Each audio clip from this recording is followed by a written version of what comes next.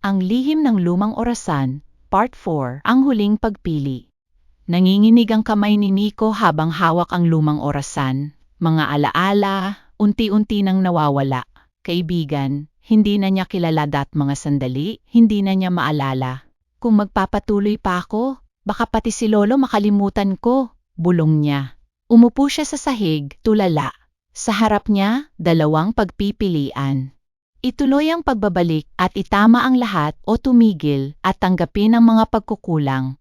Napapikit siya. Naalala niya ang lolo niya, yung ngiti, yung simpleng saya, kahit hindi perpekto ang lahat. Hindi naman po kayo nagreklamo noon, mahina niyang sabi. Masaya na kayo kahit simple lang. Dahan-dahan siyang tumayo. Siguro, hindi ko kailangang baguhin ang nakaraan para maging maayos ang lahat.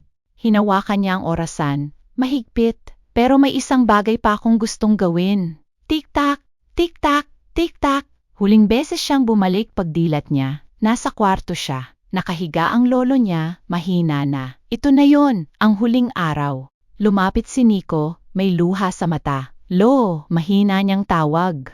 Ngumiti ang matanda, nandyan ka pala, buti naman. Lumuhod si Nico sa tabi niya. Pasensya na po. Sa lahat ng pagkakataong hindi ako nakinig, hindi ako tumulong. Pumatak ang luha niya. Salamat po, sa lahat. Hinawakan ng lolo niya ang kamay niya. Wala kang kailangang baguhin, apo, mahina nitong sabi. Masaya ako, dahil ikaw ang naging apo ko, napahagulgol si Nico. Sa wakas, nasabi rin niya ang lahat, ilang sandali pa. Pumikit ang kanyang lolo, may ngiti sa labi. Tahimik ang paligid. Pero sa puso ni Nico, may kapayapaan pagbalik niya sa kasalukuyan.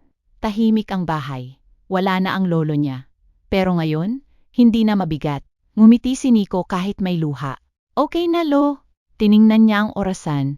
Wala na itong marka. Tumigil na rin ito sa pag-andar at dahan-dahan nawala ito sa kanyang kamay. Parang tinupad na nito ang tungkulin nito. Lumipas ang panahon. Si Nico ay natutong pahalagahan ang bawat sandali, lalo na ang mga taong mahal niya. Hindi na niya hiniling bumalik sa nakaraan dahil natutunan niya ang pinakamahalagang bagay ay hindi baguhin ang nakaraan, kundi pahalagahan ang kasalukuyan. Hindi nawala si Nico, bagkus mas naging buo siya dahil sa wakas natutunan niyang yakapin ang bawat sandali. Pero habang nakangiti siya sa lumang larawan ng kanyang lolo, may napansin siyang kakaiba.